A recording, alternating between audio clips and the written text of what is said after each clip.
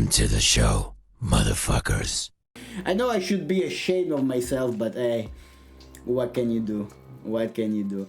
Anyway, this is the video that I want to watch. Is it called Do You Truly Hate Yourself? Why is it that we hate ourselves?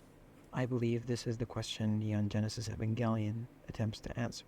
Watching the heart-wrenching tales of Shinji and Asuka, I was left pondering things I hadn't known about myself. For a couple of years now, I have been engulfed in an endless loop of self-hatred. Can you hear? Because his voice is really low. If you have trouble hearing, please let me know. I will put the volume of YouTube a little bit up, but let me know. If it's okay, I will keep it like this.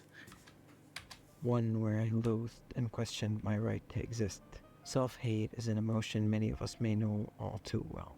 But do we understand what it means to truly hate ourselves? Could it be that this hate is our mind's last-ditch effort at saving us? A desperate attempt at preserving what we have left? Does self-hate actually exist? Self-hate is a very complicated emotion to express. Evangelion is so amazing. Anyone here who hasn't watched it needs to. Man, I love Evangelion. One thing I don't like about Evangelion is Shinji, and that's by design. Like, you are not supposed to like Shinji. You're supposed to hate everything about Shinji. And I think that's actually a really good trope, because at least in my opinion, it makes it so, thank you, Wizard Lizard. It's a bit low, but as long as you don't talk at the same time, it should be fine. I will raise it a little bit, just to be sure. That you can hear properly what he's saying. In my opinion, Shinji had to be that bad because it's easy if the protagonist is cool and does things, you want to be the protagonist. But if the protagonist is shit, like Shinji is, you actually start thinking about what you would have done instead. Like, I think, like, often we do that when we watch something, like, how would I have acted in this situation? But when you have an especially bad protagonist, you do that like 10 times more. It's more like, come on, dude, you don't jerk off in an hospital. Like, you just fucking don't. We can simply scream out, I hate myself. But deep down we know this isn't the full reality of this twisted feeling. As kids, we learn to express our basic emotions. I'm happy, I'm sad, I'm angry. But how do we express that voice? One that slowly chips away at our own existence. Maybe the self-hatred is a response our mind created. One that makes sense of the pain we've went through. An attempt to fuse the emotions that overwhelm us into a single word. Or maybe... Okay, I want to make this point before we go further into the video, just as an experiment, because what do you guys think self-hatred is? Because in my opinion, self-hatred is that feeling of frustration that you get with yourself that comes from remembering your past really bad decisions that made your life worse, and the knowledge of your inability to change in the present. Like the maybe more like the frustration of having to relieve the consequences of the same bad actions that you keep on making, that you made in the past, that you keep on making, and that you know you will never escape, because that's the way you are. And you know, you're self-aware enough to know that that's bad and you should do better, but you keep doing it, and you start to hate yourself. You start to realize how little control you have over yourself. That would be my definition of self-hatred. I never think what I would do in that situation. I either go, you are dumb, or not. Fair enough, fair enough. Probably you are right, because I've never felt self-hatred, and I never regretted any of my life decisions. Never? Well, I did quite a lot, and sometimes I keep on doing that. Let me tell you, that's not fun. But the thing that I felt the most, and maybe that's where also the joy from life, some of the joys that I experienced in life come from, is when I managed to escape that loop of self-destructive bad decisions that I kept making. When I finally got free from that, I was like, finally, a breath of fresh air. Amazing. And look, the situation is better. Who knew? Maybe the true reason we cannot describe it is because it never existed. To understand this question, I had to understand the difference between hate and resentment. The lines that separate them are blurry, which is why it is easy to view them as one and the same, but they could not be any more different. To resent something is to choose to hate that thing, that person. It's a reaction to the pain they inflicted on you. Resentment is a feeling that originated in love, while hate is an absolute hostility that may not even have a reason. If there is one thing I am sure of, is that Okay, that's a good point, though. Is that resentment or is that hate? Or is that even a clear distinction between the two? I would say there might be a distinction between the two, but I think that resentment can eventually become hate. Like, it starts as resentment, but as time moves on, as time passes and things build up and pile up on each other, it turns into hatred, because how can I say, like, for resentment you need an actual cause that starts the whole thing. Hatred skips that. Hatred is like, as he is defining it, it's just there, maybe unreasonable.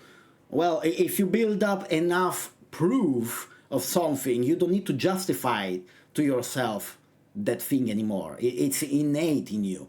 And maybe that's why so many people, like, hate themselves even though they are getting better. There is a part of themselves that still lingers on how they used to be, and it's like, yeah, but you're faking it. That's not the real you.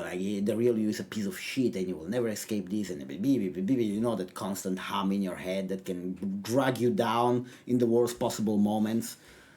For me, that feeling is always related to a lack of self-control at the time. Yeah, exactly. You know, that's what I was saying earlier. Like, you imagine yourself in a situation, like fictional situation, that I would react like this, but then the actual situation happened and you react in a completely different way, and you realize, oh boy, I had no control in that moment. Was it that I didn't have enough self-awareness in that moment to remember how I wanted to react, or is it that my body reacted exactly how I think it's appropriate to react, or I don't have any control at all, neither on what I want or do react to situation. Sorry for my bad phrasing over there, but I hope you understand my point. I mean, one thing is, in hindsight, I could have done that better, and another is I could have done better. I knew better. I was just dumb or irresponsible. Yeah, but where does dumb and irresponsible... my point is, you know you should do better, but then the situation happens and you're not thinking about you should do better. Like, let me give you this example. You are driving. A rabbit comes out of the bushes. The first thing you do instinctively is to hit the brakes. And in a split second after that, you see the rabbit. And that's an actual experiment that they made to realize to understand properly where the awareness of a situation happening would kick in, and when the reaction, like, they wanted to see the gap between the knowledge of a thing and the reaction of the body. And instead of seeing, like, oh, first you see the thing and a few milliseconds afterward you react, what they notice is that first you react and then you are aware of the thing that you are reacting to. And that's for very, like, instantaneous situations, right? But imagine something like rage. Like, you're in a situation where somebody's, like, attacking you verbally and you lose your fucking shit, and this happened already before, and you know you shouldn't react in that way, but this person really gets under your nerves, and it manages to make you snap. And you know you shouldn't react to that, but that emotion that overtakes you, right? It takes a hold of your body and you react in a manner that it's not like you. It's something that you will never do. Maybe you take a gun and you shoot somebody, right? I'm making an hypothetical here. Maybe like it gets so under your skin that you react in such a visceral way, even though you don't want to. Do you understand where I'm trying to go? Like where are the boundaries between what you think you are and what you are? And is the thing that comes out when you're in that kind of situation the real you, or is it just a exasperated version of you? God, is that an English word? I don't know. I think I'm overreaching with my language right now, but I hope you understand what I'm trying to say. Like, who is the real you? Is the person that reacts really badly? Is the person that is aware that he should do better? Is it somewhere in between? I don't know. I might be different depending on what you think the worst part about yourself is. That's fair enough. That's fair enough. Yeah, you should regret that lack of self-control and being dumb enough to go below the other person's level. That's also true, and I find it really true, especially on Twitter. Because after I posted that nasty comment, I'm like, what the fuck am I doing? I'm better than this. And yet, here I am on that post replying to this other asshole with some more asshole messages. And so yeah, I agree with that. That took 3 tries for Twitch to let the message go through. Really? What the fuck? What the fuck, Twitch? Do better. Do fucking better. That we are not born into this world hating ourselves. Nobody is. It is always a moment, a trauma inflicted upon us that pushed us to choose hate. There is always a reason, and there are so many to resent ourselves. Yet there are none to hate ourselves. But why? Don't we hate ourselves because we cannot love?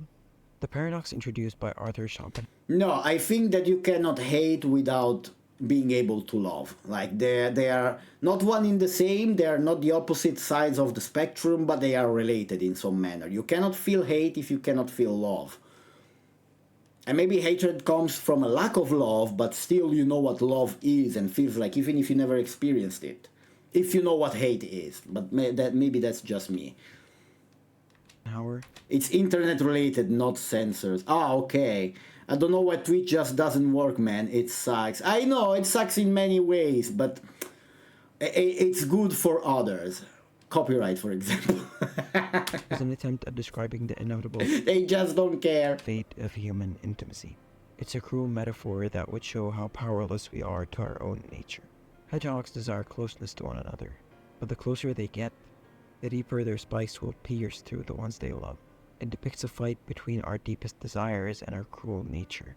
The irony that resides within this dilemma haunts us all, because we will bleed in love and shiver in distance, an inescapable path of pain and sorrow. When we don't experience love early on, we learn to fear it. An emotion that has the ability to break a heart should be something we as humans fear. Its destructive power and its presence, or lack of it, is the exact opposite of the naive law we have set for this world. One created in a black and white world. If love is overflowing with pain, why would I ever go to pain with my own 2 feet? Because that kind of pain is beautiful, man. That kind of pain is beautiful. It might feel awful in the moment. It might feel awful in the moment, but that pain that you feel in the heart when you have a heartbreak, when a relationship ends, when something like breaks in that way, man, that pain is beautiful. It's magical. We have a saying in Italy, I don't know if it's a saying or more like an old verse of a poet. Poet is the one who writes poems. Of an old poem, like it's better to have loved and lost than never have loved at all. And I absolutely 100% completely agree with that. Because loving is beautiful.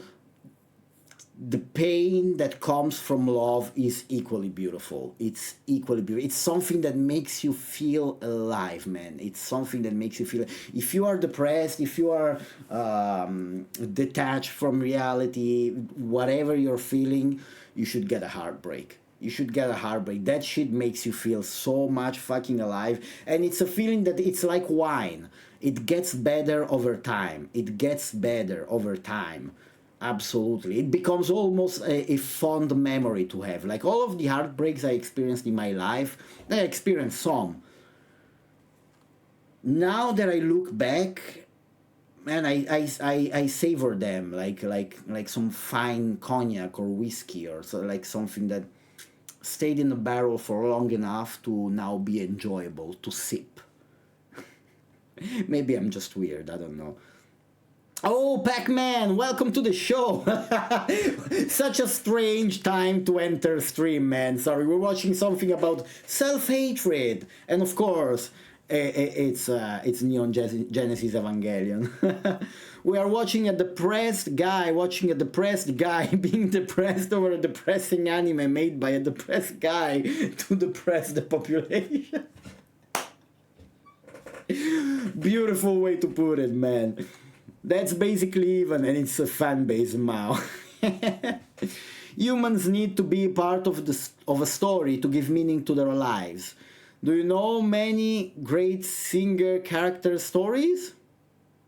Single character stories. Nope. Actually, not. Nope. It's always a love story, and of course.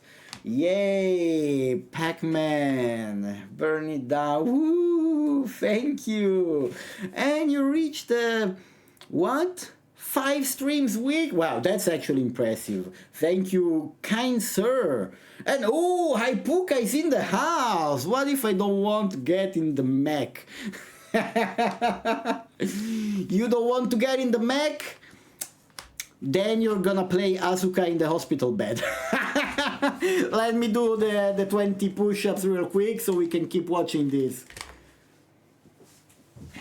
1, 2, 3, 4, 5, 6, 7, 8, 9, 10, 11, 12, 13, 14, 15, 16, 17, 18, 19, and fucking 20. Oh, nice. Okay, we can keep on watching Depression. It's because of this dilemma that many of us choose to look inwards. A desperate attempt at control. If being a hedgehog destined me to live in pain, then I will hate the spikes that make me one. And by rejecting ourselves, we reject love itself. Taking a glance into Asuka's eye. And I actually agree with that. As I was saying earlier, you cannot experience love, hatred if you don't know what love is. Absolutely. You cannot experience the love of someone else if you don't love yourself first. And in the same manner, the amount of love that you can feel from another person is equal to the love that you can feel for yourself.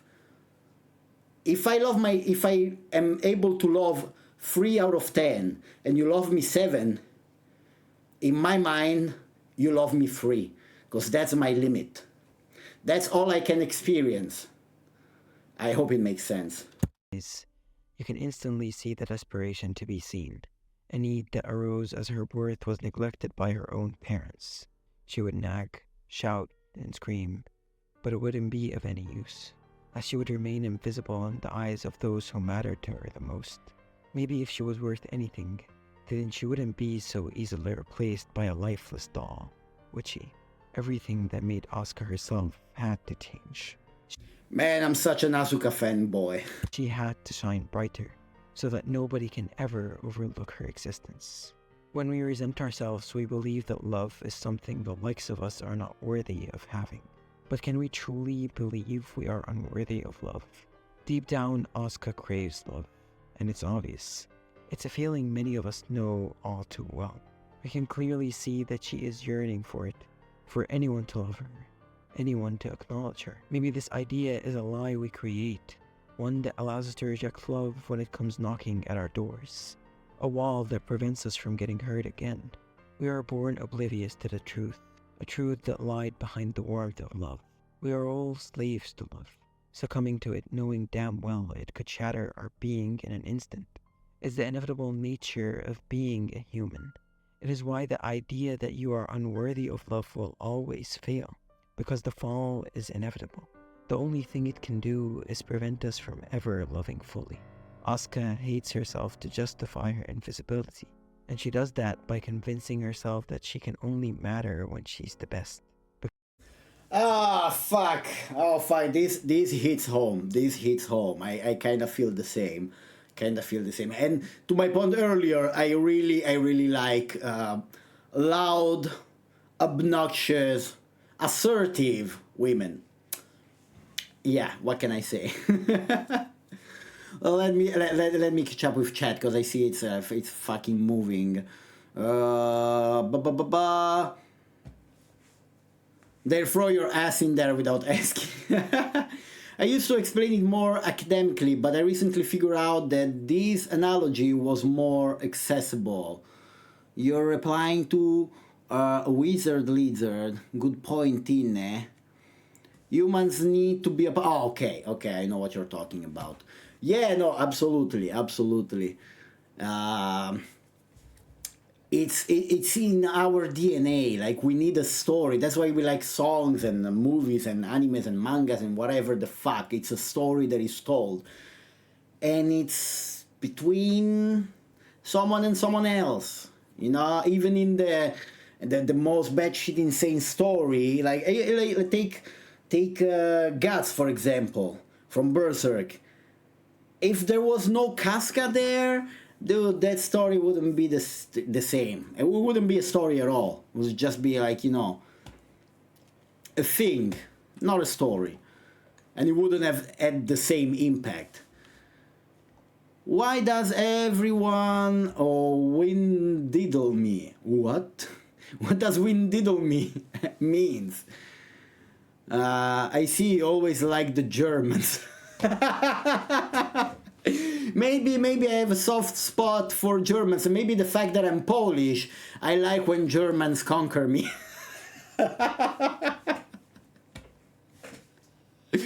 I love Asuka too. Let's go, Pac-Man! This anime is so depressing, though. I love depressing shit. My favorite anime of all time is Clannad. Like, if I was dying and somebody told me you can only watch one last anime, it would be Clannad. 100%. I don't care. I want to watch Clannad and I want to die. You Lie in April. Oh, so fucking good. I can feel the pain. Radio likes being stepped on. I would lie if I said it didn't happen in the past. I let a girl walk on my back with high heels.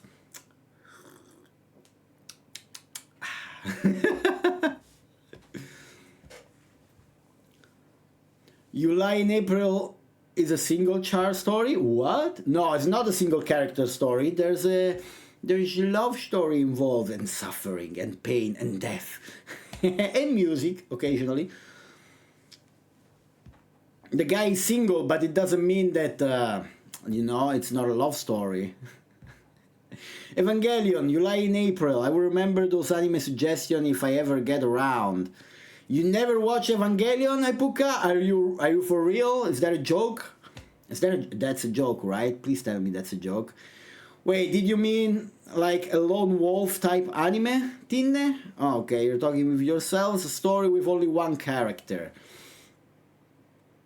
Like a story with no love interest, damn,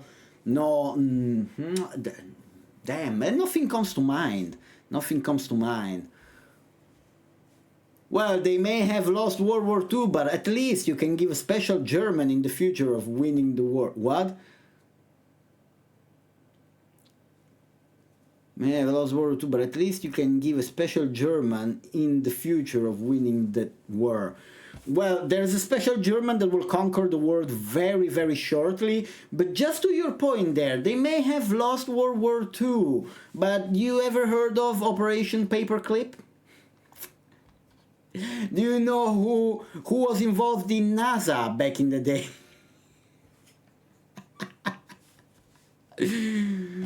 Puka is very young. It's not a joke. How old are you, Puka? I imagine you would be like 25 30-ish. That's usually my general impression with VTubers. You are a baby poop. You are a baby poop. Operation Paperclip. No, Paperclip. Paperclip with a P. Pervert. P of pervert. Do I sound that old? No, but also VTubers, like female VTubers, they don't sound like they're in their 30s, but most of them are. So I expect that much, I expect them to be. All the evil scientists work for us now. Exactly. Exactly. Operation Paperclip is... oh yeah, you Germans lost the war, but hey, why don't you come here and work for the United States for, making missiles that go in the sky and go...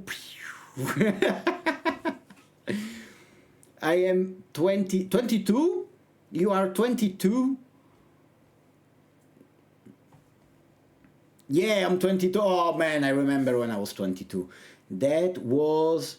13 years ago. Jesus Christ, that was 13 years ago. I could have had a baby when you were born and it would be 13. No.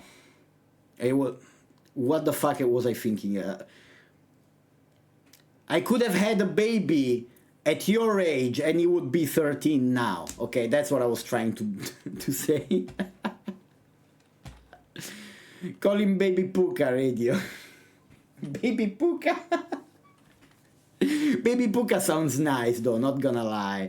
Anyway, we finished watching this because Jesus Christ, it's a 10 minutes video. It's gonna take 40 minutes to watch it. And then I'm gonna, because Puka is here, I don't know how long he's gonna stay, I'm gonna tell some spooky stories. Because they can't ignore you when you're at the top. Oh, cute baby Asuka. When you're... When I see these, like, I hate people and I really dislike children a lot. But when I see this, I instantly want to become a father. Like, I would kill millions of people to be able to become a father to a little creature like this. Like, that's how they get you, man. That's how they get you. That's how they get you. All grown up, right? Maybe if she was good enough, her mother wouldn't have died. And this inescapable truth is a knife twisted and left in her back, one that only she can pull out. The harshest truth about self-resentment is that no matter the intensity of love you will receive, only you can break yourself out of this vicious loop. Asuka has to realize that her past was never about her, because the lie of self-resentment is one only we can debunk. Asuka chose to project her pain outwards, but what happens when you do the opposite? The parallel to Asuka is Shinji. They are both two sides of the same coin. However, the only difference is Shinji chooses to run. He shuts out a world ridden with pain, and disregards his own existence as that of a mere coward. He chooses to hate himself, so that nobody does that for him. A perfect representation of the hedgehog's dilemma. Shinji chooses to reject the concept of love, but if he can only love others, he cannot love at all. We cannot regard self-love and the love we have for others as two separate entities. To fear self-love is to fear love itself, because true love is when we appreciate somebody solely for their humanity. But if humanity is enough for us to love others, why would we be the exception to that rule? Sometimes we are unable to accept the pain of loving. The only means to make that wish come true is to resent ourselves. That's why Shinji chooses to discard his own free will. He wants people to choose for him, open his heart for him, live for him, because he will never be able to bear the weight of being the bringer of his own pain. Shinji is incapable of love, and that is why he is blind to a carbon copy of his own pain. It is for that exact reason that the end of Evangelion's opening scene exists, a moment where Asuka lies helpless on a hospital bed, paralyzed by her own pain. Shinji can do nothing but plead for her help, because he desires loneliness, yet he is incapable of being alone, covered in the remnants of his despicable act. Yet again, he can do nothing but resent the person he has become. And that's what I was talking about earlier. That's exactly what I was talking about earlier. Like my definition of self-hatred, like hating the fact that you cannot change the way you act, even though you hate the way you act, and you want to be better. That's exactly what I was talking about. Damn, this video is good. I like this video because it agrees with me. No, I actually really like the point that he's making. I actually have to go, so you'll still have to send me that clip. It's okay, Ipuka, it's okay, don't worry. I will send you the clip eventually. Oh, and thank you for the hydrate. I imagine you already left, but I appreciate you stepping by and watering the radio. I'm the youngest among my siblings. Oh, I have no siblings, so I don't know what that feels like. Quick question, what is the worst impact in terms of amount of damage? What do you mean? You need to specify yourself a little bit more in what do you mean with that question, good sir? After all they have went through. Like you're talking about the impacts in the anime? Shinji and Asuka continue to yearn for connection. So why do they allow their self-resentment to continue existing? To understand Shinji and Asuka, we should ask ourselves a simple question. Do we hate something simply because we cannot love it? We are always told that love and hate are like yin and yang, two opposites that will always coexist. But the truth is, this may not be all true.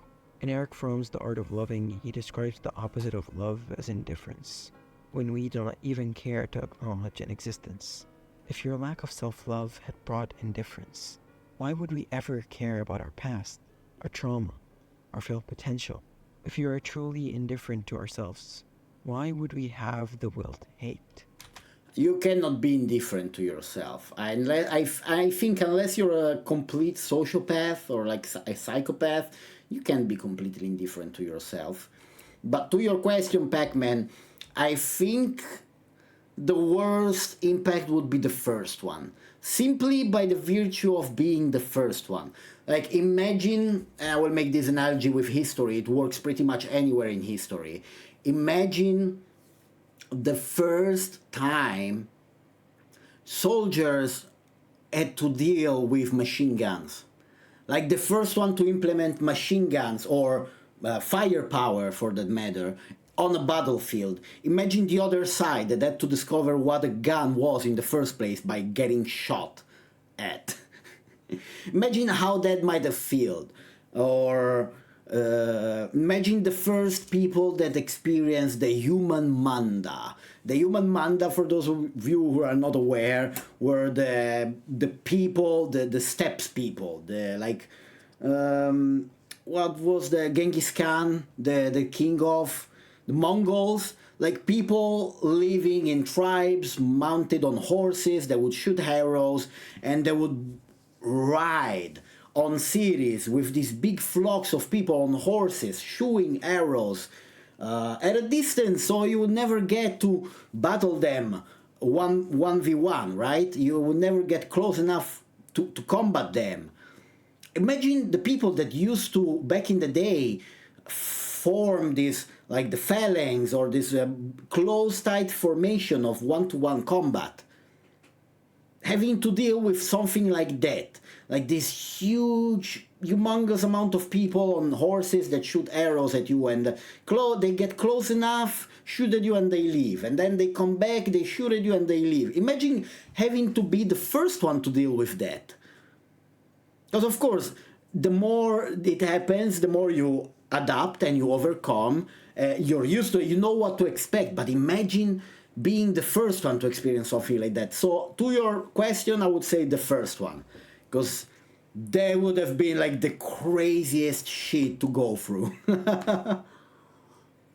Hello Jar Jar, welcome to the show. Are you ready to get depressed? Because that's what we're doing right now.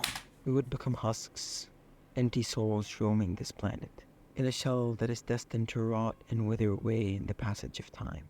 If our self-resentment wasn't born to oppose love, then why was it ever here to begin with? Could it be that we resent ourselves as a reminder of who we could become? Maybe this quote-unquote self-hate is a metamorphosis of what was once love, the last resort to prevent our own self-destruction. Shinji and Asuka wear their self-hate as a blindfold, means of protection from a world that has made them ache for so long. Because it's easier and more comfortable to get under a blanket of self-hatred and resentment and self-loathing than to expose yourself in the wilderness and coldness of reality with nothing but your hopes as a defense. They desire to be alone not because they'll find comfort in solitude, but its cold will always be a lighter cross to carry. But is that really true? Well, Shinji is able to find that out for himself through the Human Instrumentality Project, an act that strips us of our individuality. It shatters the walls that separate our hearts. It creates a world that is free of the pain of loving, because there is nobody to love. We have become one, and in doing that, the choice of loneliness is no longer a choice. Isn't this what we wished for? A fate we thought was more merciful than the world we had. Shinji floats in the endless abyss as he begins to question if love was truly not worth the pain. Earlier, I said that love was inevitably accompanied by pain. But in making this video, I came to realize that love is also the medicine we are all so desperately in search for. Even this pain we grew to hate so much may be the only thing that can force us to change into something better. Our self-hate is ironically our mind's last attempt at tricking us into self-love. It's this cocoon our mind preserves us in until we can find a way to break ourselves out. In resenting the person we once were, we can learn to be better. Just like Shinji, we will have to accept our spikes. The world may well be a cruel place, but it will always be a better place when we learn the warmth of love. Sometimes all we need to do is open up our hearts for one last time, because only then will we see the beauty in our humanity. You exist, and that's why you're worth loving. Damn, that was a good video, man. I really fucking enjoy it. I really enjoy it. Damn. The Dom Show. That's the name of the channel, I think. The Dom Show. Bruh, really good fucking video. Give it a like if you want. If you want to rewatch it, I would highly suggest to rewatch it, because it was really good. I wasn't sure about it initially. I wasn't sure. I was like, I don't know. You know, usually when it touch on themes like this, I often find myself disagreeing strongly with whatever take people have. But this was a good video. This was a good video. Nice. I'm happy I managed to watch it. Wait, oh my god, Jar Jar, it's Saturday. What? So what? Is Jar Jar not allowed to watch streams on Saturday? I just got done putting up Christmas lights with my dad. Ooh! Well, it's still November. Usually in Italy we put the Christmas lights on the 8th of December and we remove them on the 6th of January. January. Like, how can an anime be so impactful on one's life? Man, you are replying to Jar Jar. I don't know, that conversation up there, I don't know. But yes, an anime can be very impactful. I told the story many times, but when I was watching Charlotte, one of the characters died, and I stopped watching it for a couple of weeks, because the death of that character impacted me so fucking much that I just got depressed for 2 whole weeks. I don't agree with that conclusion. You can totally learn to love yourself without going through self-hatred. I don't know about that, Tine. I don't know about that. I imagine you could, but in my experience, that didn't happen. In fact, the biggest fuel for growth to me was self-hatred and bad memories. And that shit, it's like a fire behind your ass. It keeps you moving in the right direction. And sometimes you still slip up, you know, because you're still you. But yeah, I'm sure you could. I'm sure I say this, like, but I'm not sure. I imagine I imagine you could. I'm back and I'm still alive. Let's fucking go. Welcome back, Nifter. You should also watch Plastic Memories. Ooh, yeah, Charlotte was really good. Plastic Memories is really good. I just love animes that make you suffer like a motherfucking bitch, you know? If I don't cry, if I don't feel the sharp pain of suffering, emotional damage in my guts, that's mid anime, you know, mid at best. I was gone because the video was making me feel no good. Well, actually, the video had a really good conclusion, so I would suggest you to watch it later when you can, because it has a really good conclusion. But you know, what's the word I was looking for? Introspection. Introspection is never easy, but it's the best thing. It's the best thing. Yeah, I like pain. I like suffering. Yeah, Pac-Man, I noticed that from your comments in chat. You like pain a little bit too much.